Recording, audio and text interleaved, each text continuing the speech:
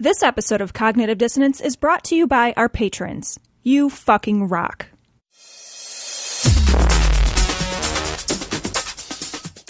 Be advised that this show is not for children, the faint of heart, or the easily offended. The explicit tag is there for a reason.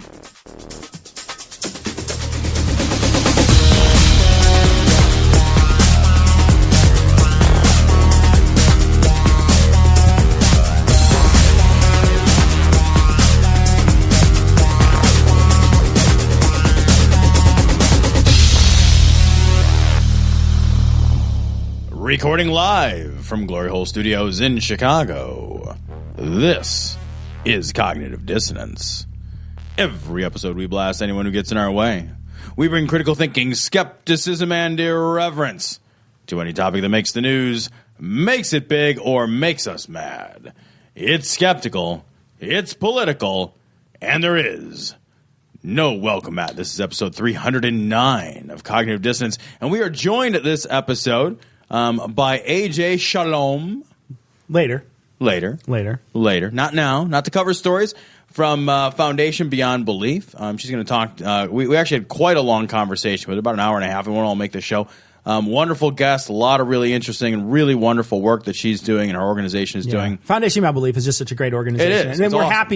happy to talk to them about the stuff that they're doing, just so that the humanist and secular giving community can know the stuff that they're doing. Right, you know? and really have resources. So, absolutely. We'll put that a little later in the show. We have to talk about Donald Trump, dude. We have to talk about this motherfucking Donald train Trump, wreck. Our next president. You shut your whore mouth, sir. Whore mouth. Although I did... Actually, generally I am not a fan of whores shutting their mouths. I'm just saying. But in this particular instance, I'm going to request clamp it shut. What I want to talk about, though, I think I want to talk about a lot of things, but I will say a very awesome thing was a bump. Hillary got a bump this week. I don't know if you saw, but like a pretty good bump. She got a bump because he is fucking on fire. Yeah, he's a mess. He is saying he's a fucking mess, man. I read an article today that his own party is attempting to stage an intervention, and there was even discussion in the article. Now, granted, it was an MSN article, but there was a discussion in the article about whether or not his party would oust him post-nomination. Yeah, I saw that this morning on a different. It was astonishing. It was not MSN. It was another. I think it was Politico or something. They had an article where they were talking about he is not endorsing their party line people at all. At all. He's refusing to endorse Paul Ryan and McCain. Yeah. McCain. Not Kane. Kane is Tim Kaine. Tim Kaine's the guy nobody knows that is going to be the vice president when Hillary inevitably wins the goddamn general election. This is Giant Giles McGee, right. Guy who stores legislation in his cheeks for winter, John McCain. He was not endorsed by Trump. But then they're just worried that he's just not playing nice. He's not being a nice. He's not, and we talked about this earlier, like the fundraising stuff and all this. There's all this. He doesn't give a fuck about the party at all. He does not. It'd be like if somebody, and you have to give a fuck about the party when you are the figurehead of the party. Right? Like, I know, and don't get me wrong. I have no great love for the two-party system. I have no great love for Republicans as a rule, right? Like, I think I've made no secret of that. Yeah. But, you are the fucking figurehead of your party, and you're just like, I don't give a fuck. I don't care. I don't give a fuck. Couldn't find a forest of fucks. Fucking who cares, huh? I'm going to fund this fucker if I need to. You know what I'll do? I'm going to fucking kick this baby in the face. He actually kicked the baby out of his... Threw a baby out. What I love is that I don't know if he's kidding at all throughout the whole thing. Right? I don't know when he's kidding and when he's not. He starts out by saying, I love babies. Just shake that fucking thing. Just shake it until it fucking cries like a siren. Just shake that fucking thing, huh? Hey, I love mothers too, and I'll fucking put another baby in you. I'll put another one in you. You know how you become a mother? I'll show you how to become a mother. Bend right over, honey. And then he turns around 2 seconds later. He's like, actually, it's edited, so you don't know how long it is later, because all I'm seeing is the edited footage. And the edited footage is a cut, and it's him. I was just kidding around about the baby. Can you stuff it back in your vagina? Is there any way you could stick it back up into your pussy? Can you do that? Jesus, huh? Man. He's a fucking awful He's seriously a monstrous human oid. Like, I don't even. I like the humanoid. This week alone, he's a nasty little hobgoblin. Yes, he really is. My goodness. This week alone, he had a conversation like that. So, I mean, he's potentially going to be president. So there's, briefings and, Sure, yeah. And he basically was like, the weapons, the nuclear ones. When can I use them? How soon can I use them? When can I press the button? My finger. You see my finger? It itches for the button. It's very small. I need a small button for my small finger. He was asking, like... Yeah, was he like, is there any interns I can use as a humidor? Where are those interns at? Right? And Jesus, as a humidor? It's 2016. The idea that this guy is like, when can I use a nuclear weapon? You can't. And you should never want to use that. Never? Just, how about don't, just fucking stop. Just fucking stop. But, this is a guy who's so used to negotiating from a position of ultimate authority that I think that he sees nuclear weapons as a tool of ultimate authority. And he's clearly unafraid to leverage those tools in his business life. And so I worry that he's a guy who's like, I won't back down. I don't back down from anything. I'll fucking throw nuclear bombs and everything that I really think that his pride, his actual personal ego could cause him to detonate a goddamn nuclear weapon in a post-World War II world. Can you imagine? You know what would be amazing? Literal and figurative fallout. You know yeah, to let me it's get there. Fallout 4. What is amazing to me is that after he starts and sparks the global war that would be nuclear weapon. Should I kill my children now? No, what you want to do is you want to kill them as close as you can to the actual event, so then when you gut them and clean them, you can then save that meat for you don't the want to spoil winter. their fear. Yeah, you can absolutely. taste the fear in the meat. Yeah. Gives it a nice umami flavor. Oh my God. No, but when he sparks that global war and creates Armageddon, there's going to be people who are going to be like, fuck yeah. There's going to be people, because he has people behind him that are like, fuck yeah, whatever he does. Fuck yeah, fuck yeah. Yeah, I shivered. I just shivered. There will be people who come out and say, yeah, probably the best for it. Yeah, that's probably the best thing that could have happened. There's going to be people who do. I mean, like in the Facebook flurry that is the last 30 minutes of our life. Dude, somebody's going to Instagram the bomb. The last thing that happens, the last fucking image of humanity is a fucking Snapchat of a fucking mushroom cloud. They put like a mustache on it as it's coming down. It just says like Chicago, and then the temperature is like 48,000 degrees Celsius. It's funny because it's really didn't happen. It's like a selfie with like a month. It's like a selfie and your face is melting off. It's like, hey guys. That's amazing. Yeah, no, it's actually, I'm a little afraid. We are so fucked. So I want to play the Purple Heart video. So this has been going around. This is Donald Trump at a rally. Could this be his Mitt Romney moment? Do you think? I don't know. I want you to walk me through the real faux pas in this, though. Okay, so I want you to help me get through there. Okay. Something very nice just happened to me. Oh God, the sound of his voice. Hold on, just the sound of his voice is a faux pas. The sound of his voice. Hey, you know what? Here's the thing. I got a lot of money. Jesus. All right, okay. Go. All right. Sorry, I'll be good. A man came up to me, and he handed me... These fucking random yokels just what are they screaming yelling? Things. They're just yelling stuff. God, it's amazing. I will actually start, because there is already a faux pas. You realize this, right? Is that here he is talking to this crowd of people, and instead of talking about America or us or we... It's me. Yeah, it's something awesome just happened to me. You know what I just got? I got the greatest blowjob. Let me tell you what. When I fucking came, it fucking slathered the back of her throat. I mean, it is all about so narcissistic. him. It is all about him all the time. And whenever he speaks to any crowd, he always talks about how he's talking about how great he is. Right.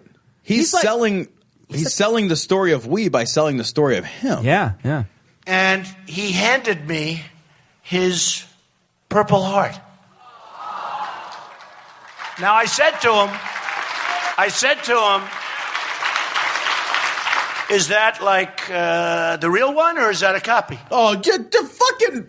So somebody came up to me, and they gave me this, they had this heartfelt gesture. And I was like, yeah, is it fake? Is that cubic zirconian?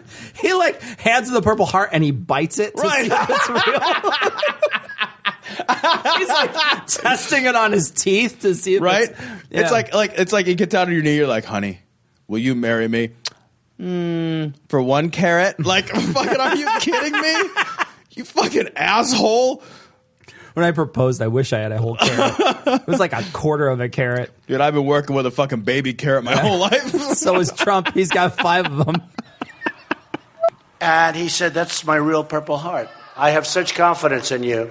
Doesn't make any sense. I have such confidence in you, I'm giving you a medal that says I was wounded in battle. I says how much I have so much confidence in you. I'm going to wound you in battle. Seriously, it's be like, here's my favorite spatula. Yeah. Like, it's that random.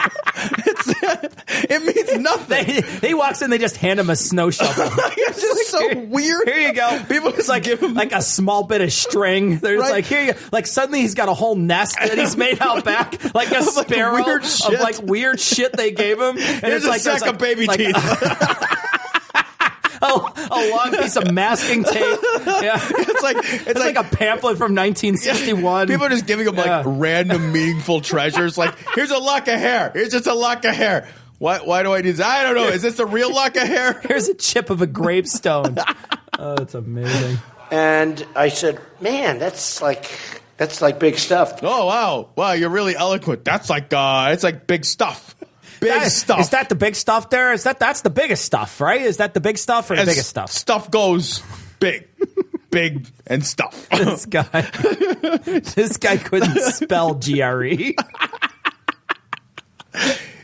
God, he's ineloquent. I always wanted to get the Purple Heart. Oh, nobody wants the Purple Heart.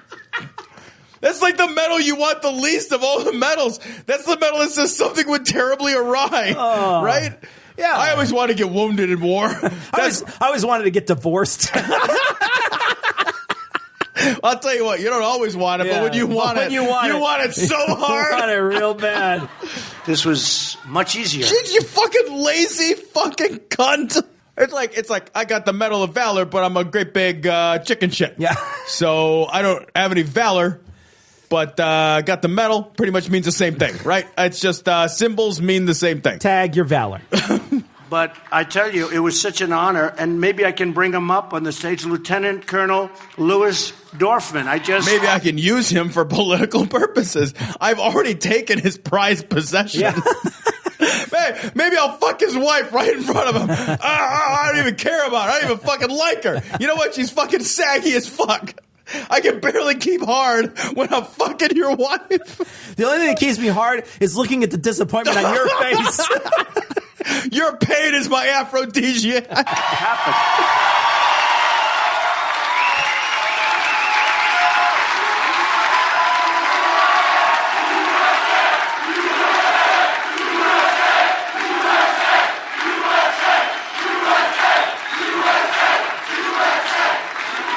Now, Oh, God. during a United States election season, and a United States presidential candidate has taken the stage with a former United States soldier, the audience feels it's apropos to shout USA. Please hold. This audience could not feel anything as apropos. Are you kidding me? So- first of all, if they saw it, it'd be apropos. Apropos? Apropos. Apropos. It would be the epitome. Jesus Christ. USA. That's where you're at. No matter who wins, it's still USA. No matter like, what. you think you're at the fucking Canada fucking USA No hockey matter game what. thing? No matter what. You Maybe this is like when fucking you know what I think retards. this is.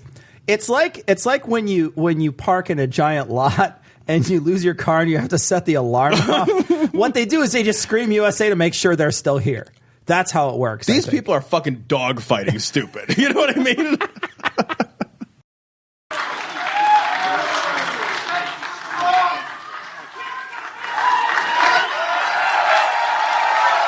So I said, Lieutenant Colonel, would you like to say something? He goes, no, sir. I'd like you to just keep saying what you've been saying. Amazing. It's amazing. What an honor. What an honor. That was great. That is not going to be our next president. Okay, so what's wrong with taking a Purple Heart, though? I don't understand. What's the difference? What's the big deal? What? It's not necessarily that he took the man's medal, although I think that the polite and reasonable thing to do would be to refuse a gift like that and say, thanks so much for your support. It's very meaningful to me that you supported me.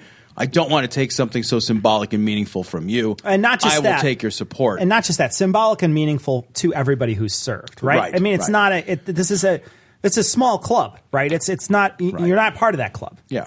But then to brag about it, to hold it up and make it into a political tool. Like, this is somebody who was wounded. This is a veteran who was wounded. That's the fucking Purple Heart is.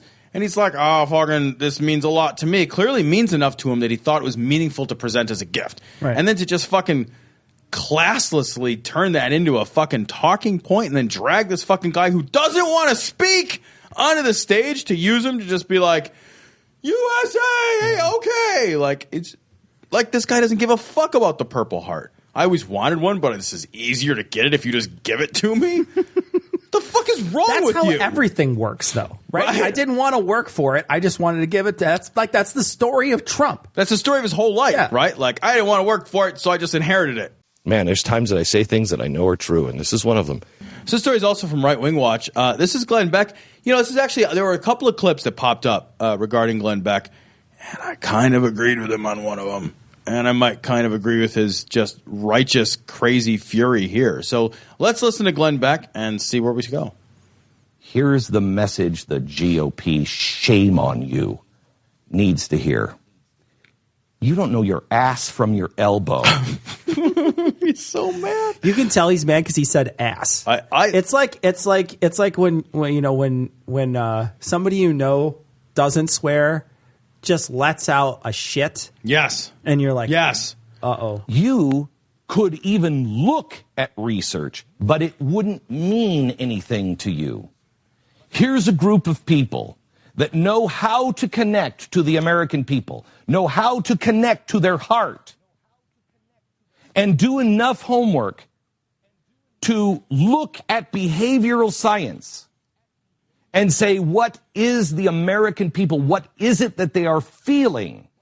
Who's out there that feels something and is impassioned and wants America to change? But not the people like Ted Cruz, not those people listening to Glenn Beck, because they're informed. They know what the truth, they know who we are. You lost me there. I don't know about that. You lost me there, man. Also, your endorsement of Ted Cruz is the most bizarre thing I've ever experienced in my life. He loves Ted Cruz. He really did. He's the kind of guy who, like, if Ted Cruz left his shoes somewhere, he would smell them. Like he would somehow kidnap one of his shoes and like take it with him and then sort of put it over his face like a gas mask once in a while and just let him just suck in a big, deep, gasping breath of Ted Cruz's biscuits. You know what I mean? Like, God. It's got that aroma, that fucking Ted Cruz aroma. I have never loved fucking anybody as much as Glenn Beck loves Ted Cruz. I know. He is fucking, this guy is just smitten. I mean, he is fucking smitten kitten. Like, I could imagine the scene from Boogie Nights where the camera guy kisses the guy. Remember that? Like, he kisses the Marky Mark or whatever. He kisses him on the mouth, and then he's like, I'm sorry.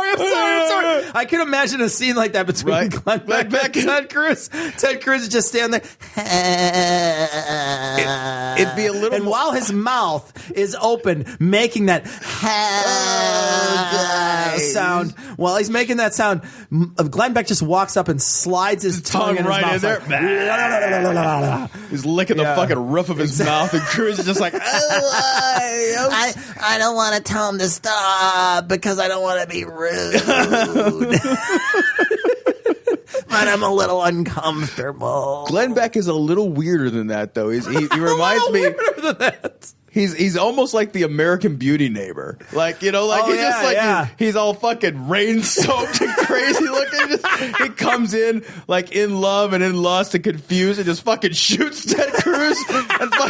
But he would take it a step further. He'd like shoot him and be like, I'm going to go fuck this body. Yeah, exactly. He was like fucking the hole he put in it. Yeah. But what's out in the center of the country that the average person who is not well informed on who we are What is it that's connecting with them? A giant ball of string. Who are we? I don't even know what he's talking about. You've lost me. I don't know what he's talking about. Who are we? We are at this point. It's who's on first. I know. There's nothing but undifferentiated pronouns. The Tea Party values, the constitutional values, the red, white, and blue values. What does that mean? What is that? Is that Jell-O with fucking marshmallows in it? What is a red, white, and blue value? I think he's mad that there was so much America at the DNC.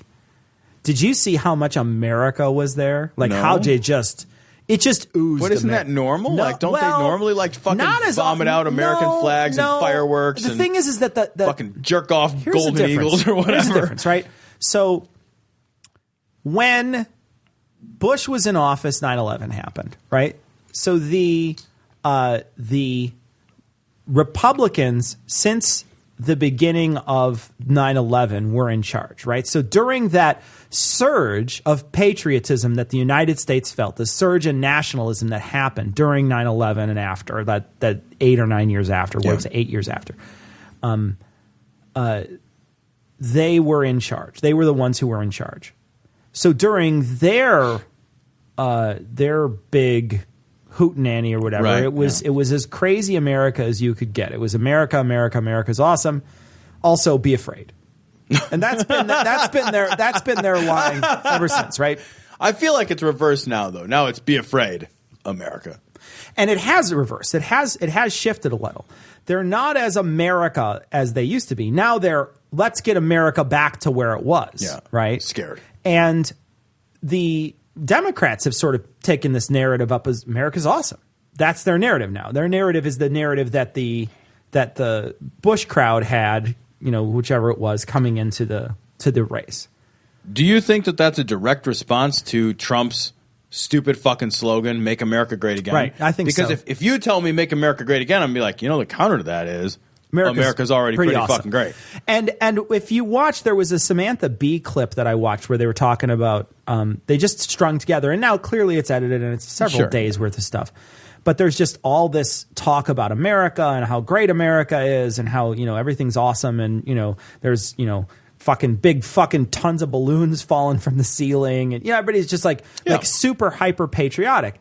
And I feel like the Gold Star family and a couple of other things that happened during the DNC, what happened was they were sort of taking back patriotism from the group that sort of thought that they owned it. Yeah, right. And I feel like there's some people who are really upset by that, and they've been attacking the DNC for it. Not the DNC. They've been attacking the Democratic Party for it ever since. And people are looking at them saying, "Well, you use the exact same ploy." But you're not supposed to. But I liked it way better. But when it was mine, I liked it. I was good at it. The values of our founders. What did the GOP do last week? They reached out to the Bernie Sanders people. They completely jettisoned our founding documents. They completely jettisoned the Tea Party people. Did you notice that last night these guys were reaching out not just to the Tea Party, but not only to the Bernie Sanders, but all week they were reaching out to you? I thought he just said they ignored him. I thought he just said a second ago that they reached out to Bernie Sanders and jettisoned the Tea Party. And then he just said after that that they reached out to Bernie Sanders and then they reached out to you, which would be the Tea Party people, because that's his crowd of listeners that he's fucking yelling at. Which is all he does is yell at them. Right. No, that's all he does. He just whips them into shape. Glenn Beck at this point just yells at his audience. That's all he does. He's so mad at his audience. Yeah. He just screams at them and chastises them and belittles them. Well, I can really appreciate that approach. He's super mad that they didn't do that. He wasn't able to drum up the kind of support he needed for Cruz. Yeah. Super mad about that. I think when Trump loses this election, he's going to lose his fucking mind because he has no idea who to vote. Like, now what? He doesn't want Trump to win. He doesn't want fucking Hillary to win. He doesn't want anyone to win. He doesn't want Trump to win though at all. Like he doesn't want Trump to win at all. Like he wants Trump to not win. Period. Yeah. Like I think that's and there are several people who are, I know that there are people on the exact opposite side with Hillary too. There's a lot of Bernie or bust people and a lot of people that are just like no Hillary. I will not do it. So there's people on both sides of the fence at this point that are adamant that they do not want the guy that would be for their party not to not win. Yeah, you got me there. I told you that great movements, they blink right before they're about to win. And I have said for years, we cannot blink. And I said to you last summer, you don't know how close you are to winning. You're almost there. Don't blink. Don't lose your values. Don't blink. You're about to win. This was confirmation that the Democrats who have been belittling and saying how powerless and how out of touch and out of the mainstream we are for quoting the Constitution and the founding documents, this is proof positive that these people who are students of behavioral science has made an entire week about us. I don't know. I have no idea what that means. Do you have any idea what that means? I'm panicking, looking around the room. I have no idea. None of that made any sense whatsoever. What happened? I think he had a stroke. None of that made any sense. Have you ever seen the people that think that they're speaking perfectly? They think that they have no, and they've had like serious, a serious, and they're just like, look, man, purple monkey orange dishwasher, banana peels and clouds. Yeah. And they'll look at you like, what? And you're just like, I don't. That made more sense than that at all. That made more sense than that. They have used our words, our approach, everything that is in our heart, and they put it front and center. Why would that be bad? Who's the they? I don't understand who the they is. Okay, let's see if we can. I think he's saying the Democrats did it? If he is, then he's mad at the Democrats for stealing his patriotism, which is a possibility. But I think instead, hold up, please. Can I just ask a question? Yeah, sure. How can you steal my patriotism? It's an elaborate heist. Is it in my wallet? Like, did I lose? No, Where's it at? It's an elaborate heist. I have to plan for weeks and weeks at a time. Like, you reach for your patriotism and I eventually go to the men's club next door and drill into the bank and then fill it with water and then swim out with the safety deposit box. Can I drive through a large house with a small car? Can I Italian job that shit? Or the other option is that they used when he's saying he's saying the Tea Party values, put them front and center, but they were just paying lip service to him at the Republican convention. But the whole Republican convention is literally nothing but lip service. That's the thing I don't understand. That is true. It's just a bunch of speeches. What and are they judging going to by do? the uptick in hookers, there's a lot of lip service afterwards. I saw the same thing. I saw the same thing. Like escort services. Escort services are like Republican National Convention. Limber up, girls. Cha-ching. And limber up, guys. You know what I mean? Huh? Limber up, girls. Oh, hey. GOP, RNC idiots. You idiots. I love this. He's so mad. Maybe after you get your ass handed to you by a bunch of Marxist revolutionary radicals who have just cloaked themselves as you. Maybe you'll figure it out that maybe we should stop moderating to the left. God, is he mad? He's so mad. He's so mad. Holy, you mad bro. He's so mad. He's going to have to go off stage. They're going to have to pause just for a second so he could huff Ted Cruz's shoe real quick. Just real quick. Just run over to the side. He's going to take Ted Cruz's underwear and wear it like a gas mask over his face. He's got like one of Ted Cruz's pocket squares, and he's just like rubbing it against himself, like, I just want his scent on me. His pocket square is stuck together with semen. He's got to pull it apart. Don't wash it, you'll ruin it. Want to contact the guys? Go to dissonancepod.com to get links to their Google+, Facebook, and Twitter accounts. If you want to contact them directly, send an email to dissonance.podcast@gmail.com. Or you can call and leave a message at 740-74-DOUBT. That's 740-743-6828. Do you want to support the show? Go to patreon.com. That's patreon.com/dissonancepod. Or click the link on the podcast homepage, and you can donate to the production of Cognitive Dissonance on a per-episode basis.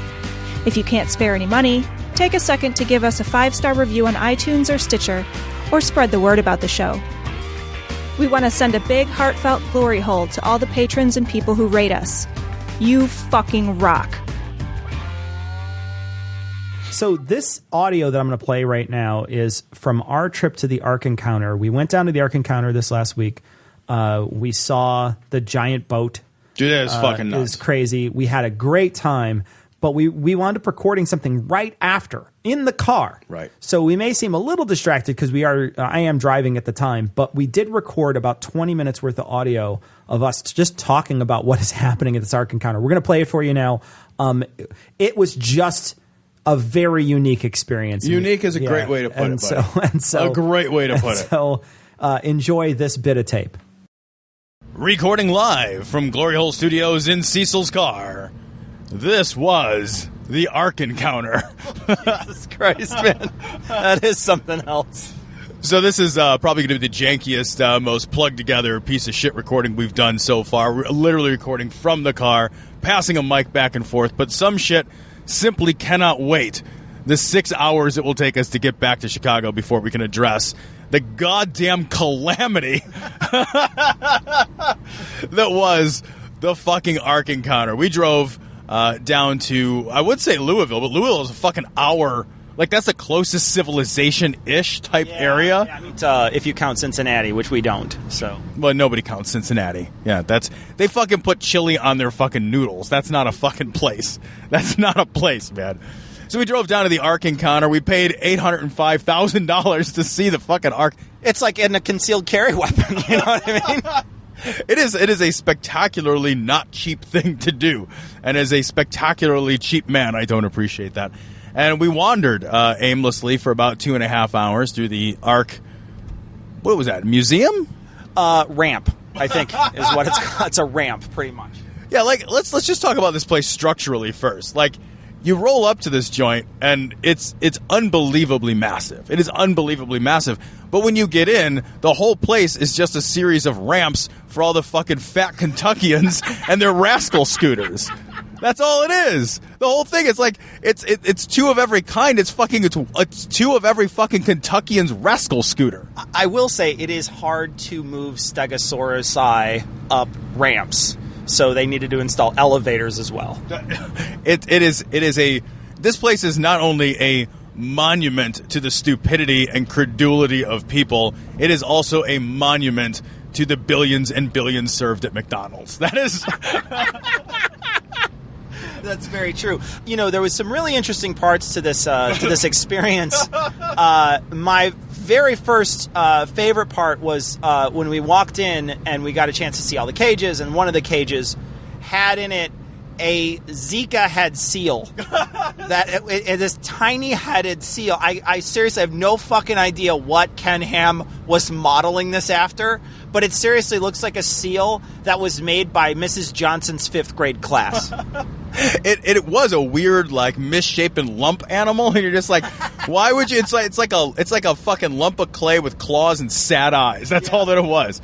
You know, you walk into the place, and at first it's just a series of like shitty rattan cages, and inside the cage is just speakers that play animal sounds, like just random, undifferentiated grunts and whistles and hoots and fucking. Wait, I thought that was the people in the Ark Encounter. I had no idea that was the cages. I didn't realize it. Those are just the natural sounds of Kentucky. That's all that is. Well, I thought it was mostly the nesting birds and the fat of the people that were around us. They brought their own flora and fauna along with them. They've got their own fucking ecosystem. There were some seriously strangely misshapen people in the Ark Encounter, but not just us. Not just us. Yeah. No. I mean, yeah, we didn't add anything positive to that mix. The weird thing is we didn't stick out. You would think somebody would be like, "Damn Yankees." That's true. Now, after this had gone on, now at this point, up until this point, now we're 10 minutes into the fucking exhibit at this point. There's not a single plaque or a thing that explains anything until we finally get to the very first sort of plaques on the wall that say, "Did Noah really need 7 brontosauri?" And most of the animals in this place were prehistoric. they had a fucking short-necked giraffe, and they had this weird Zika seal, and they had a Trump sloth, and they had all kinds of little weird fucking things in there. And what they were trying to show you is that evolution, we found these fossils of these things, but evolution happened between the flood and now, not the millions of years that normal people think evolution took place in. Yeah, you know, the weird thing about the whole exhibit, like structurally too, though, like when you walk through, there were places where just lines and bottlenecks formed, and they would form, and then you'd be like, oh, I bet there's going to be something great. I bet there's going to be something fucking super sweet. And it would just be like a bunch of pictures on the wall of like Adam and Eve, or like a diorama, like no shit, like an actual like fucking diorama of people having fun. And then, well, yeah, not just people. Xerxes from 300 was having fun too. Yeah, fuck me. Like the whole thing. It's like look at the depravity and excess of the people that we totally just had to drown their babies. Like we had no choice because they were dancing to music, and you're just like, wait, you're proving this to me with a fucking shitty diorama. And everybody's fucking so entranced by the fucking 7 storyboards and 3 dioramas that we literally waited in line like 15 or 20 minutes to get to the section that had, I mean, it was a half a dozen or a dozen Dungeons and Dragons-esque fucking storyboards. They were straight up Fiend Folio. I mean, like a Fiend Folio, possibly Monster Manual from AD&D, but that's exactly what they look like. And the one thing I want to point out is one of the pictures it really did strike me. It was the image of all the people killing all the dinosaurs, cutting off their horns, basically killing them, and it looked like they were just killing them for fun, right? So these people are out there killing all these sweet little dinosaurs that look super sad while they're dead, okay? They look so sad. But, you know, it's like, okay, but don't you guys like Ted Nugent? Doesn't he, like, fuck a deer carcass or whatever? Like, these guys don't give a shit about animals. They don't give 2 fucks about animals. But in this, there's this sympathy ploy with dead dinosaurs, which doesn't make any sense at all and really fucking throws me right off their narrative. I don't even understand where they're coming from. Well, especially because later on they go through great pains. They have like a whole section where they're like, and man had dominion over all of the animals, and all the animals can go fuck themselves, and we can eat them all, and we can fucking tie them up and do shit to them, like, because man's got dominion. Like, it's got the Bible quote about how we can do whatever the fuck we want as long as you don't drink their blood, and then later you can drink their blood, or whatever the fuck that's all about. It's super weird. It is just super weird, and they really do focus a lot on dinosaurs, man. Like, it's the fucking people with dinosaurs place. There's a fucking velociraptor in a cage. There's a stegosaurus in a cage. There's, you know, a bunch of other prehistoric animals, like prehistoric mammals and shit that are in cages. And it's just, what it says to me is, get on message, man. You don't believe evolution exists. You don't believe that things evolve. But there's a fucking short-necked giraffe there, man. Yeah, well, you know, this is a museum that had, no shit, a portion of the museum dedicated to a broom and a dustpan. Like, I mean, like, there is actually a point where they have a roped-off broom and a dustpan. I think that's unfair, though. It was a crooked-handled broom. Okay, you do have me there. Yeah. But, they go through pains to be like, because one of the fucking obvious questions you walk in, be like, how are you going to clean up after all these fucking things? And then there's just like, well, we got a broom and a dustpan. Well, and then they show the fucking, they have all these, like, little, areas that they've cordoned off full of IKEA furniture for all the people to like go on their fucking pleasure cruise during the apocalypse on. And you look at it and you're like, there's so many animals on here. How do you have space? And then they're like, relaxing time was very important while all the people fucking screamed for help outside of the fucking Ark, you know? You've got to have a good apocalypse life balance. Yeah, exactly. Like, while babies' heads are banging up against the wall, you got to make sure you'll be able to fucking split the peas enough for dinner later on. Well, you don't want to eat the ends. The ends are fibrous. Yeah, and that's bad for you. Yeah. That's terrible. You had an interesting thing that you said inside, though, Tom, and this, I think, really is one thing that I think a lot of people miss. At least I've never heard this argument made, and it's, what the fuck about all the flora, right? Because, you know, sure, all the fauna's in here, right? At least supposedly, although that seems fucking, they're stretching every amount of credulity to even consider. But then you look at like all the goddamn plant life on the planet. It's not like you can flood the entire earth with salt water and everything's gonna be fine next week. Right, yeah. There was like an area where it's just like, oh yeah, we got some plants, and it's like, wait a minute, you can't just do that. You gotta have fucking oak trees and rhododendrons and carrots and basil and Thai basil. You gotta have fucking all the plants too. You know, everything. And from every temperate zone too. It's not just one zone of like Earth where it's just like, oh yeah, well we got everything from like the Fertile Crescent. You have to have shit from like, you know, you have to have fucking ferns and small fucking shrubs from up north too.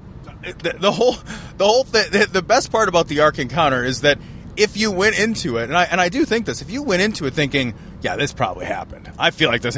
I don't know how you would walk out of there being like, that fucking happened. You would walk out of there being like, that is some fucking bullshit. There is no way any of this shit happened. And then they had the huggable death area, which was very sweet. It had a bunch of huggable little animals, and inside the fucking huggable animal area, it says everybody died on the planet except for 8 people. Right, who are all incidentally related. Yeah. So that's not a little bit weird. Did they? I missed this. Did they address incest at all inside the thing at all? They don't address it, but they didn't strictly prohibit it. It's Kentucky, my friend. I think that's fair because you probably need, like, when they came by to inspect the place, they looked to make sure you had all the proper conduit, sprinklers, railings, and you said nothing wrong about incest because I think that's all in the rules. Yeah, I mean, you do know the rule. It's turn the other web. So it's the other web foot down in Kentucky. It's, you know, like they also have a section where they dedicate to, like, you know, well, how could, like, one family, like, how could one dude, Noah, build this entire thing? And then it shows, like, Noah's like, well, then they basically like, well, he's totally really good at woodworking. I'm not even kidding. That's like there's like a whole, like, section that's like, well, he's totally really good at woodworking. And then, like, the next one you move on to is like, and he's probably super good at ironworking, too. Yeah, well, you're like, fucking ironworking. Well, they had a whole blacksmith shop on the ship. So there was a whole blacksmith section. I mean, don't get caught up, folks, in the idea that this whole thing was full of animals. There was a fucking, you know, yeah, there was a poop deck, okay? But there was also plenty of room for recreation. We actually toured the ballroom that they had on the second floor, which was very large. And then big, nice, tall ceilings. Actually, I think if you cut this place up and turn it into Congos, you could turn a good profit in Chicago. The idea when you walk through this place, the idea that you could have, and they try to address this too, and my favorite part where they fail the most miserably is the bats section. Because they're saying, like, you know, the Ham Times got this whole story about how you don't need one of every animal, you just need 34,000 different animals.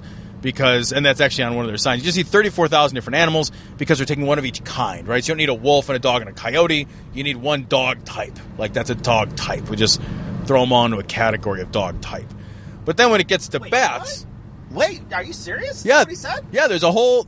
You didn't see that? There's a whole, like, plaque. There's a lot of shit I fucking just walked right by. I actually believe this face was breaking. I thought... I will admit, Cecil, I thought you were going to kick me out at one point. Like, when I turned the first corner and saw the animatronic dude praying... I looked at Sarah. I was like, I can't walk around this corner just yet. I'm going to get in trouble. I'm going to lose a friend here. I mean, to be fair, we didn't want to go in here and make fun of people. And then we tried to be as discreet as possible and take surreptitious photos and not just come out and laugh out loud. Although there was many times, Tom, that you laughed out loud. You could not control yourself. There were many times where to not laugh out loud would have broken me right in half, my friend. I would have actually died. When I turned the corner and saw the animatronic dude with the fucking vascular arms, like, praying, like, it was so ridiculous. They had maybe 3 or 4 animatronic exhibits in the place, and in none of them was it enhanced by animatronics. The animatronics made it look worse. It really did. The one where the guy was talking to you and he had way smaller eyes than any human would normally have. I guess they were pre-flood eyes. Yeah, that was scary. But I got to go back to the bats real quick because he has this thing about, you know, you only need one dog type, but then he's like, but bats. Notice how much room we've dedicated to bats because, you know, there's lots of different bats, and if they fuck, they don't create new bats. Like, a coyote and a dog can fuck and they can produce offspring. But these other bats, you got to have one of each.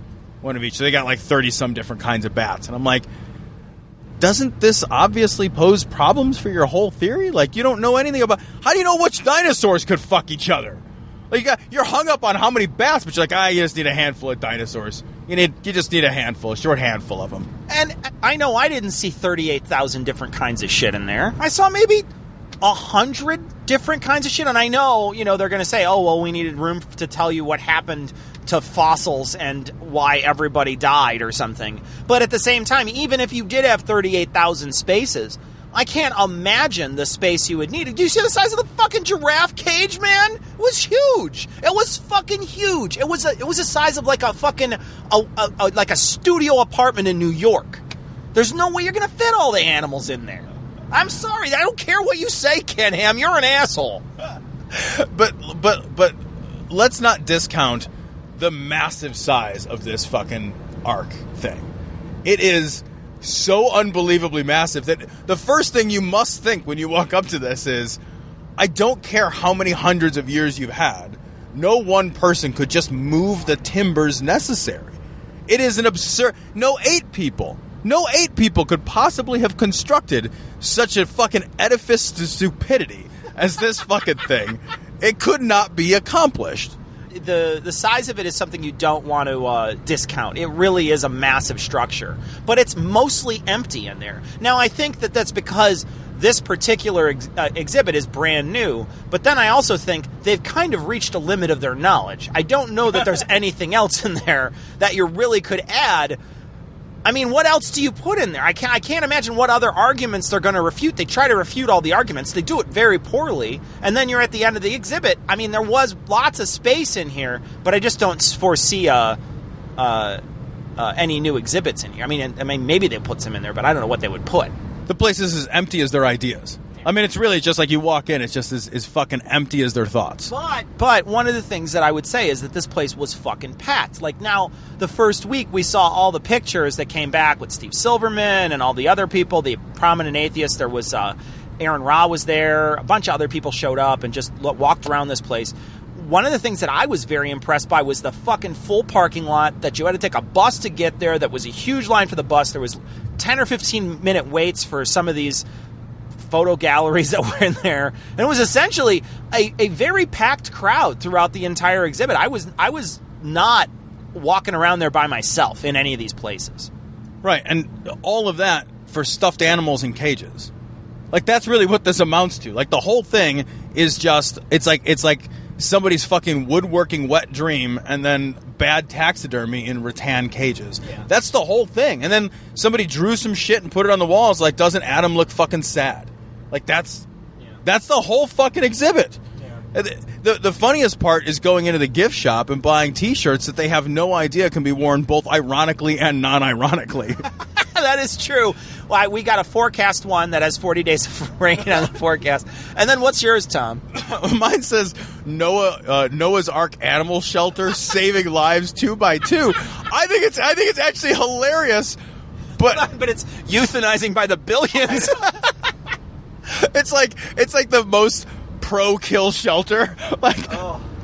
And what a fucking disaster buckle of a place. I will say this: it's expensive, and while it's interesting to go kind of at the onset, by the time I got to the third floor, I was really unimpressed and really wanted to leave. And it's so hard to go through there and not like break a joke or whatever. So I feel like you're probably going to waste your money if you go. I mean, it really is one of those things that, like maybe people want to go and laugh, but I don't know. I don't know that it's worth going to.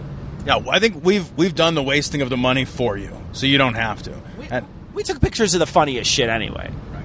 So you can check it out on Twitter. You can check it out on Facebook. We sort of live tweeted and Facebooked most of it. We'll post additional pictures to our social media pages as soon as we get back to civilization or Louisville. I'm not sure. No. You're that is definitively not civilization. Yeah. All right. As soon as we get to Chicago or someplace with, like electricity and flushies.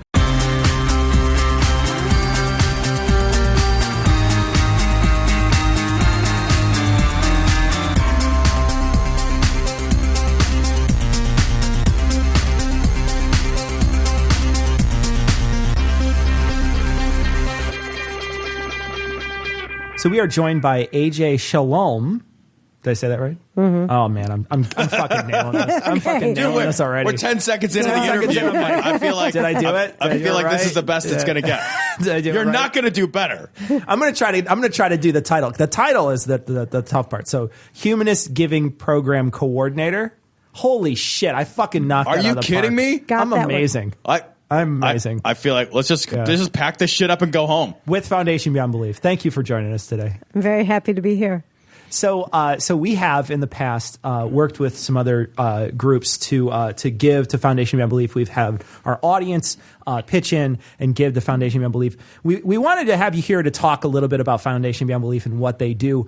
So we want to thank you for showing up. And we got a bunch of questions. So if our audience has never heard of Foundation Beyond Belief, just let them know what it is. So Foundation Beyond Belief is first and foremost a humanist charity, and we promote secular volunteering and secular responsible humanist giving. We're guided by all the principles of secular humanism, and we want to unite this humanist community that many of us live in. In uniting that, we get to advocate this compassionate voice that humanists have. We have the humanist giving, which is the avenue that all of humanists and secular people, atheists, skeptics can come together and combine their charitable financial donations. And we will show you and tell you a really great organization where that money can go. But you donate through us so that all that money goes together. And then we are able to really show these organizations in the philanthropic world that the secular community can have a voice. I know you guys do a lot of work vetting, which organizations, but I'm curious which organizations you're most passionate about. Like, which kinds of organizations really drive you? I'm just very curious about this. Well, I have to be careful because this is not... You're allowed to have favorites. We have favorite kids. Everyone says they don't. They fucking do. They do. Yeah. Don't worry. I won't tell anyone. Yeah, you're not going to tell... Sure, you're not going to tell anybody. I just mean categories. Why? Because we were talking just before the show, and that, what drives Cecil and I are charities, that really impact people in a very fundamental way, in a physical way. And, in terms of providing the basics, food, medicine, shelter, sewing people back up. That's where my heart lies in terms of my interest in charitable giving. But that's not where everybody's heart lies. Well, I know a lot of what you could do is connecting people's passions. So Foundation Beyond Belief, we focus on 5 different project areas. And when I tell you these project areas, you're going to be like, wow, those are big. Sure. So the first is poverty and health. It'd be the first time I hear that. Yeah. I'll say that. Nobody's ever said that. No one's ever said that anywhere in the room I've been in.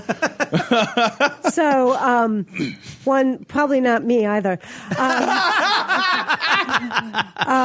So we have poverty and health. We have education. We have human rights. We have the natural world.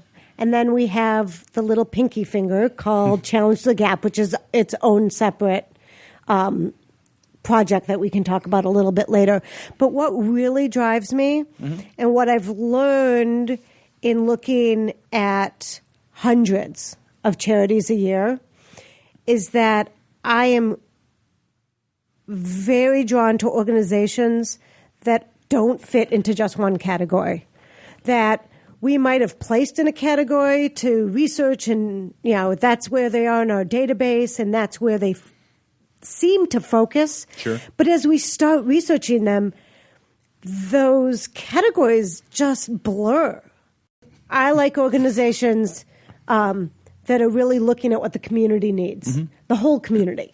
Yes, in a lot of communities, there are children with cleft palates, and it's an easy surgery to fix it, and it changes their life in terms of feeding, in terms of speaking, in terms of stigma in their communities. And that's wonderful. But there's other parts of that community that also need assistance in other ways. Sure. So we do look at organizations that are doing one thing, but we also look at organizations that are community-based, that are looking at what the community wants. Sure. So I actually tried to veer away from that idea of someone's hungry, give them a meal. Mm-hmm. Because if you don't deal with the root causes, and if organizations aren't dealing with the root causes that are causing that malnutrition, or I feel like there's a parable about fishing involved. There is a parable. Kind of There is a parable about fishing, but we don't need to go there. We want them to tell people that can help them what help they need. Yeah. That's an important thing, especially with grassroots organizations.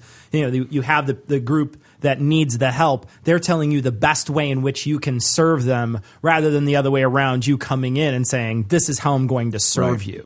So when I give money to Foundation Beyond Belief, and they have at this time selected, say, 5 charities that they're going to be giving that money to, do I have a choice on where my money goes, or do I just give it to you and then you split it evenly amongst those charities?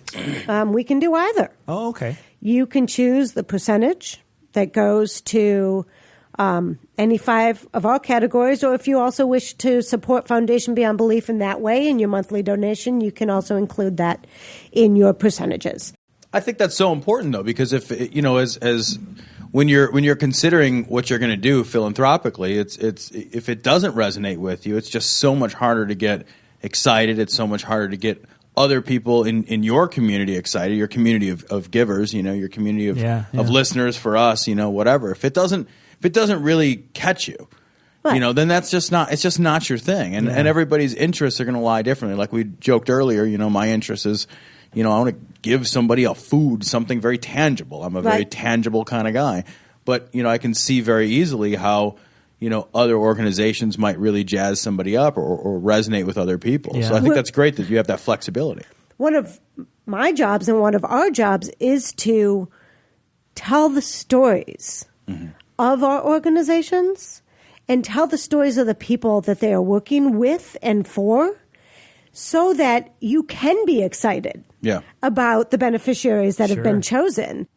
There's so many organizations out there that they're all competing for your dollar, right? Every one of them is competing for your philanthropic dollar, and you get this choice anxiety. There's so many different things that you can choose. You could choose to give money to 100 different organizations, and it's nice.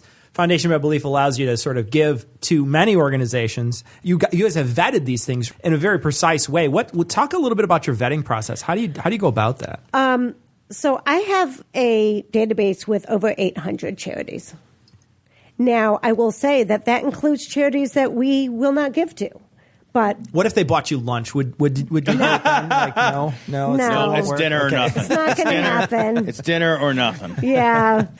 The other thing that we look at is they're working in a field. Let's say they're working in urban after-school education. We want to make sure these organizations are employing the best practices in that field. Okay. Now, they might not be able to give you absolute proof through a random scientific study, but we want to make sure that they've looked at the best practices. So we want to make sure that we reach out to some of those studies that have been done by academics or being done by other philanthropic organizations, that the organization is headed in the right direction. Yeah. Another thing that we need to make sure of is that they're a secular organization and they're doing secular work. We largely do not fund any organization that is run by a religious organization. So you won't buy Jim Bakker's food buckets and send them places? Well, certainly not that. Now, because those buckets look tasty. I'm just saying they look tasty, and they're available for only thousands of dollars above retail. Thousands of dollars. Yeah. It's a good deal. So. No, not even within our Challenge the Gap category, which does allow us to reach sort of across that very small bridge that connects liberal religious organizations that are doing things that are in our worldview. I thought you were going to say Jim Bakker with humanity. But no. I don't think you can cross a bridge that gets from Jim Bakker to humanity. I said a little bridge. This is not like the Golden Gate, buddy. No, the little bridge between places that we have common goals. Right. Yeah. And organizations that do not proselytize. Sure. Point blank. Yeah. And that's only in our Challenge the Gap. Yeah. Right. So no Bibles for Category. Haiti, right? Like none of that shit. So tell us a little bit about any kind of giving activity that you think the listeners should know about. In Humanist Giving, we have, we're in the middle of the quarter and we have 5 beneficiaries. So we have the Innocence Project of Texas, which is working to get hearings for people who have possibly been incarcerated improperly for crimes that they have not committed. We've supported them twice before, about every 2 to 2.5 years. And they're just doing solid work. They recently got 4 women released that had been accused of rape, and their trial was just full of inaccuracies, and they didn't get proper representation. And they, after years and years of being in jail, just got released from jail. Our Challenge the Gap category, which is the one that we often will choose a religious organization, but that does not proselytize, is called Friendly Water for the World. They're using, they're doing water and sanitation projects, state of the art, good best practices. They're using biosand filters, and they're doing community projects instead of household projects. They're doing what they should be doing. They happen to have a little bit of religious background and religious leaders, but they're doing exactly what they should be doing. Sure. Yeah. Natural World is Everybody Solar, who we talked about before, who sort of came into our awareness at the right time. They're a small organization, and our grant is hopefully really going to give them a solid footing to go into the next year. Our education beneficiary is called Developments in Literacy, and they work in Pakistan. And they have actually proved, they've done studies, and they've proven, they've been there for 15 or 16 years. It's a Pakistani organization. They work on literacy projects. They reach out to both girls and boys that are behind in their reading. They train teachers to do better, have better teaching techniques, and they get kids caught up. And our last organization is an organization that I'm really excited about. It's called UTEC, and they're based right outside of Boston. I actually got to visit them about 1.5 years. And their goal is to bring young men and women off of the streets, out of the juvenile justice system, out of the cycle of poverty. And they bring them and they mentor them. And they let these teens and these people who are in their young 20s follow their own path. They do have requirements to be in their path. You have to show up to a number of workshops. You have to register to vote. You have to participate in the community. You have to do job training. And people succeed wonderfully. And if one of the people they are mentoring isn't ready to commit to the whole program, they're going to drop out. Yeah. And they're going to let them. Because failure is part of life. And if people can't see their own failure and find their way back to something that's going to give them power and strength, then you're not going to see progress. Is there anything else you want to talk about? In our Humanist Giving program, we are finding organizations that are top-notch that you probably wouldn't find on your own. Not only that, but that it's really important for the secular community to show the philanthropic community that we are a group of people that give. Right. That it's an important thing we do. And if, one podcast, not that it's bad, gives money to Doctors Without Borders, they don't know that you're necessarily a secular donor. So if we're able to combine all the donations, we've had beneficiaries that after we tell them that we are giving them a grant, they look up our website and they are so thankful and excited that the grant is coming from the secular community because they're working in a secular manner. Right. And they don't have to necessarily spin to get grants, and they can just do their work. Yeah. And they acknowledge that we're from the secular community and why it's important for secular and humanist believers. And I'm going to say secular and humanist believers because I personally have very strong beliefs in that secular humanism, that we pull our money together and we show our beneficiaries that we can make a difference as a community. So if people were going to give to Foundation Beyond Belief, where would they go? Go to the website. So when you get to the website, foundationbeyondbelief.org, you can click on the orange tab. It says Humanist Giving.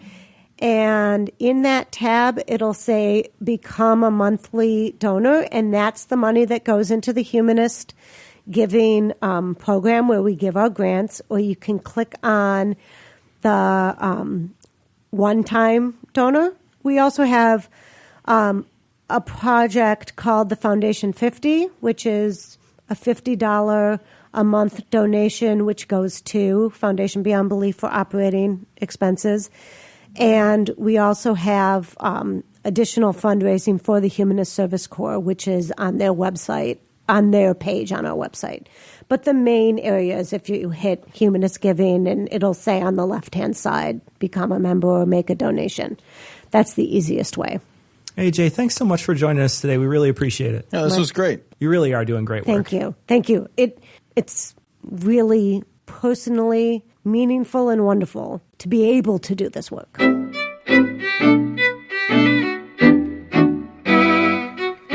So we want to thank our newest patrons. Of course, we want to thank all of our current patrons, but we want to thank our newest patrons, Robert, Nelson, Miguel, Perfectly Cromulent Word, Darren, By the Lake 23, Trent, Nate, Ram Man Loves Manny Faces. Do you remember Manny Faces? Do you remember that one?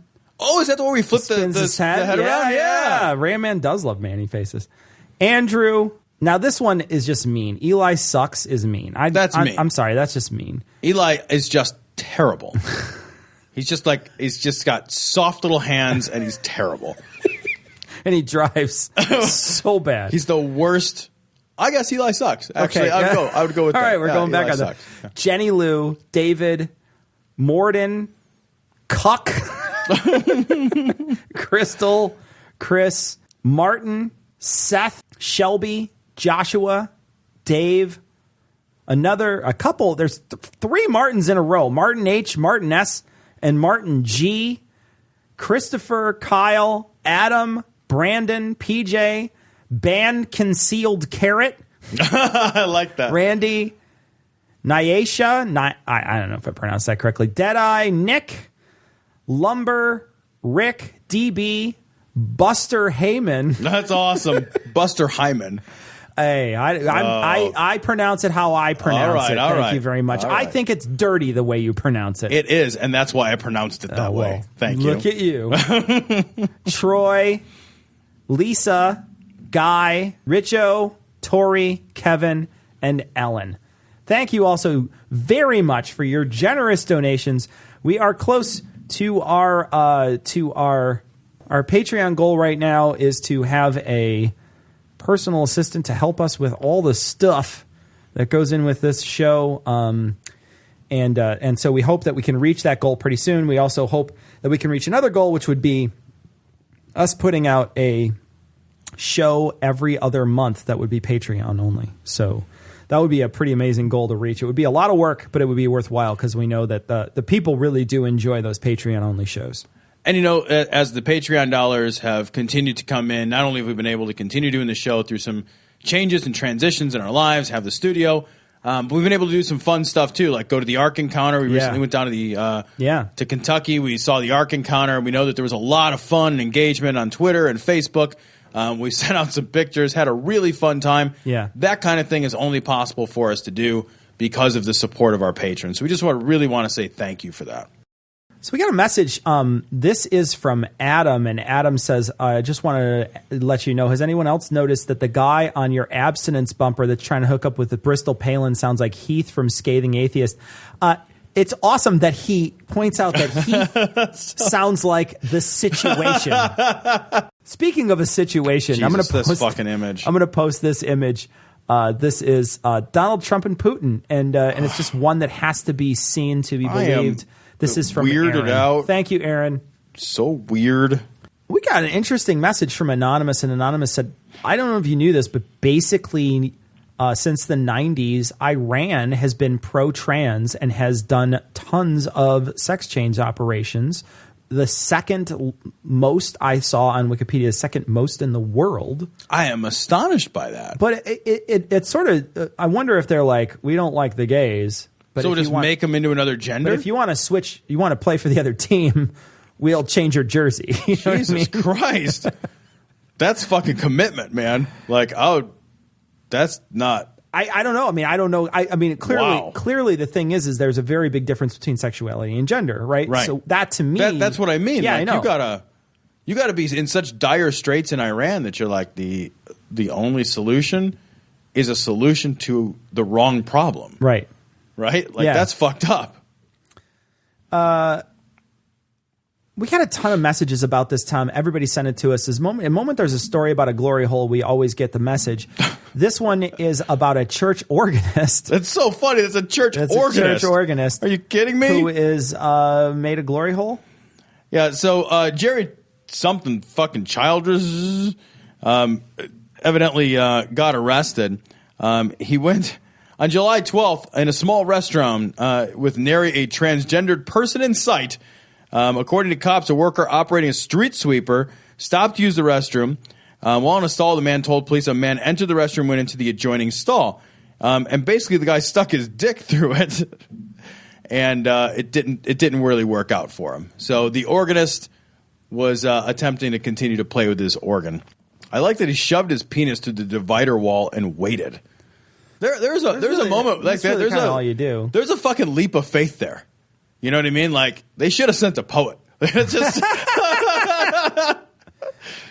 We got an image from Amanda, and Amanda sent in this image. It says Club Z, Seattle's only 24/7 mirrored glory hole maze.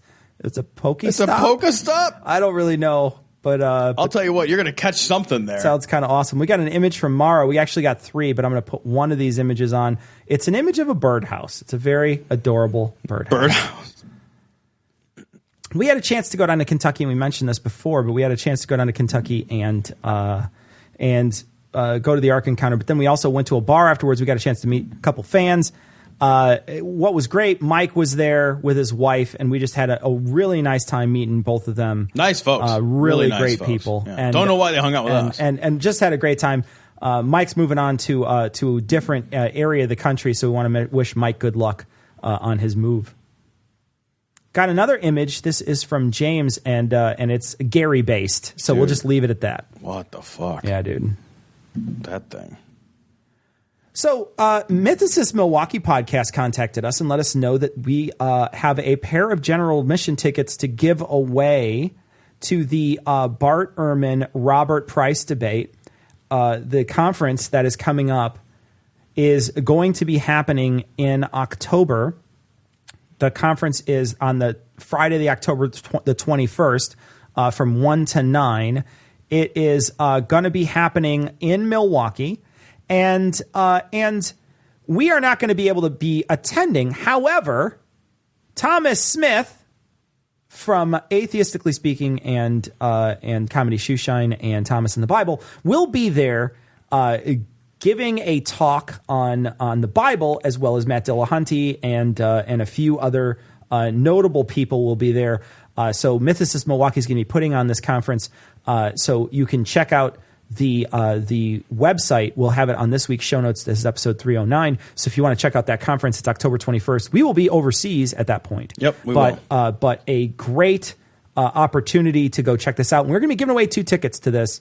But we want somebody to do something for them. So what we're going to do is we're going to ask you, to send in a quiz question for the David Icke quizzes that we are giving. It can be on any chapter, on any subject, but if you send in a quiz question, and we will collect all of these quiz questions, and we will then select one of these people who sent in a quiz question, we will then read several of these quiz questions on the air, probably next time, maybe 2 times from now, 3 times from now. I'm not sure when we'll get a chance because we are recording 2 episodes straight in a row. So we will read these questions, and then we will pick a winner, probably out of a hat when we collect all of them. So we want you to send in your best David Icke question, and that will be the winner of the tickets. We got a message about voting for Hillary. Nick sent in a long message to us about why you shouldn't vote for Hillary. And we kind of got into a little bit of a conversation about it, but Tom, I'm sure you had something to say about it. Yeah, so I'm going to summarize because it's a very long email, and I don't want to read the whole thing. But we talked a little bit about this before we started to record, and I think that this comes down. And Cecil, you actually pointed this out. This comes down to whether or not you vote as a realist or an idealist. I personally vote, and I strongly advocate voting as a realist. I think once you get into the general election, I think you can vote. I think it's an entirely reasonable thing to do to be an idealist in the primary, right? That's where you're deciding this is the guy who most closely aligns with my values. And for me, that makes a lot of sense, right? I voted Bernie. Bernie aligns with my values. I voted for him. I was pleased to vote for him. Well, he didn't win. And now it's Hillary and Trump. And to pretend it's anything other than Hillary and Trump, to pretend that there's any other candidate that has a fucking snowball's chance in hell of actually winning this election is to deny the reality of how election politics work. So the question then becomes, in the general election, do you vote as a realist, meaning do you vote the lesser of evils, or do you continue to vote your ideals and vote for the candidate who most closely aligns with your personal belief system, regardless of whether or not they have any chance in hell of actually winning? Nick very strongly espouses an idealistic standpoint when it comes to voting. Vote for the candidate that most closely aligns with your values. Again, I'm summarizing. For me, that doesn't cut it. And I'm not selling anybody. This is my own personal thoughts on it. That doesn't cut it. Somebody is going to be making big policy decisions, and one guy is demonstrably worse than the other. I think they're both kind of assholes in this circumstance. One guy is demonstrably worse than the other. In so many ways, they are nearly innumerable. So I feel it incumbent upon myself to vote against someone. I voted against people a number of times in elections. So it really, I think that's a great way. We talked about earlier. I think it's a really interesting way to phrase it: idealism versus realism when it comes to the general election. Yeah, I go the other option. I go the other direction. I never pick anybody who I don't want to be the president. I don't ever pick anybody. I don't look at a list of candidates and say, this is the one I want because it's the one that's going to win, or I want to make sure that other person loses. I always look at it and say, this is the one that I think can run the country the best. In this case, it just happens to be Hillary. In this case, when I'm going to go to because I've already looked at all the other options, and in this case, I'm going to pick Hillary. Other people may have different opinions, and don't let anybody else affect your opinion. Go do your research. Do your research. See who you want to vote for. Check out all these scandals that everybody's posting up. See if they mean anything to you. See if they're a problem for you, right? Look at all the bad press that people are saying and look into it and say, you know what? What about this TPP thing?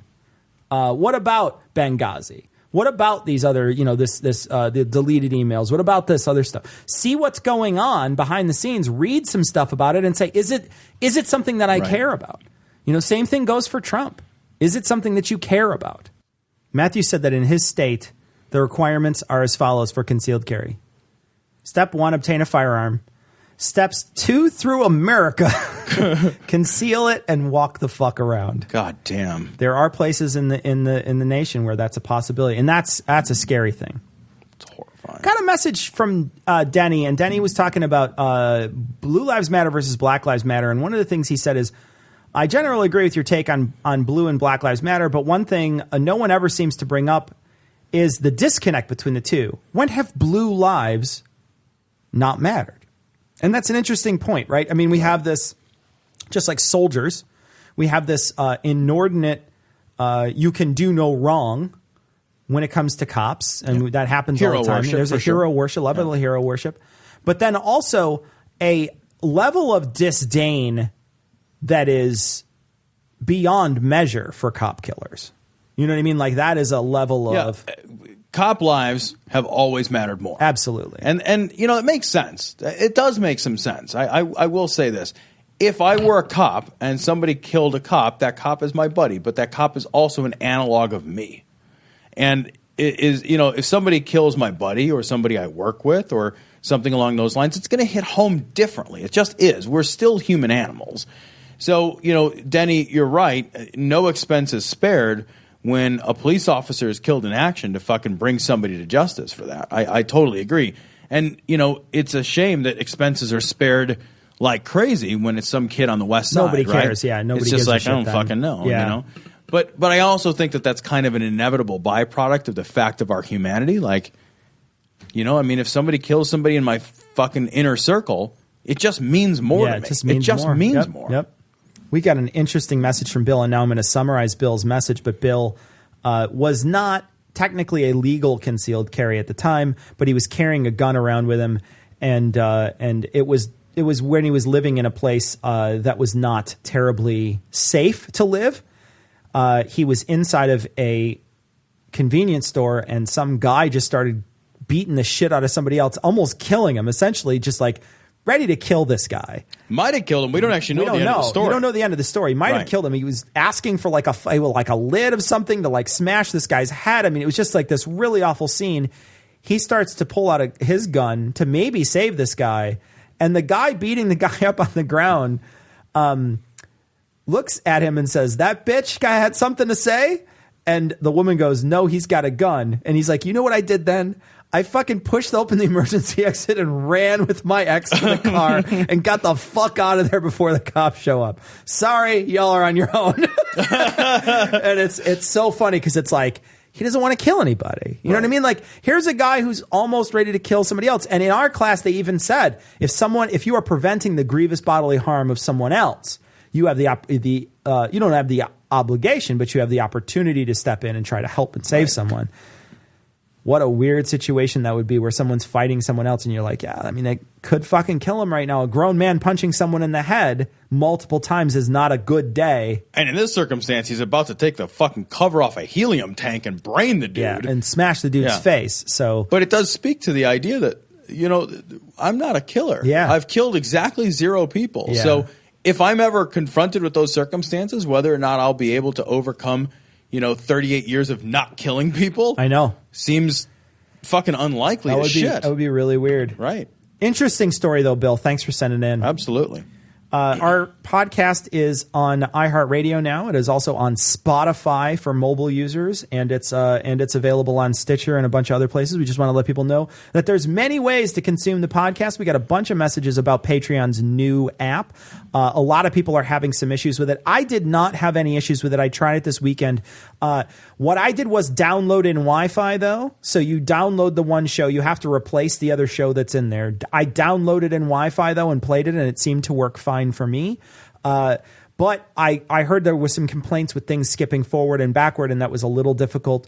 I'm sure the podcast app is so much more smooth. This is the first gen of this, so I suspect that as time goes on, they're going to get their shit together. But my suggestion is, if you have any problems with Patreon at all, whatever the problem is, period, doesn't matter what it is, there's a submit site, a help desk submit site on their website. Go there and use it. Yeah. Use it like crazy. If you want them to have a protected RSS feed, let them know that. Let them know that every other week. Be like, I pay a lot of money to Patreon. I want to let them know that I want a protected RSS feed specifically through Patreon.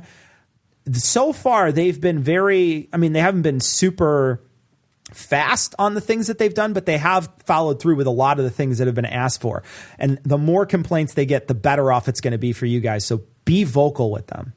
So that's going to wrap it up for this week. We want to thank AJ Shalom from Foundation Beyond Belief for coming on and talking about Foundation Beyond Belief. You can find out more about their organization at foundationbeyondbelief.org. They have lots of great giving opportunities. So check them out if you want to do some humanist giving. It's going to wrap it up for this week, and we're going to leave you with the Skeptic's Creed. Credulity is not a virtue. It's fortune cookie cutter, mommy issue, hypno-Babylon bullshit. Couched in scientician, double bubble, toil and trouble, pseudo quasi alternative, acupunctuating, pressurized, stereogram, pyramidal, free energy healing, watered downward spiral, brain dead pan sales pitch, late night info docutainment. Leo, Pisces, cancer cures, detox, reflex, foot massage, death and towers, tarot cards, psychic healing, crystal balls, Bigfoot, Yeti, aliens, churches, mosques and synagogues, temples, dragons, giant worms, Atlantis, dolphins, truthers, birthers, witches, wizards, vaccine nuts, shaman healers, evangelists, conspiracy, doublespeak, stigmata, nonsense. Expose your sides. Thrust your hands, bloody, evidential, conclusive. Doubt even this.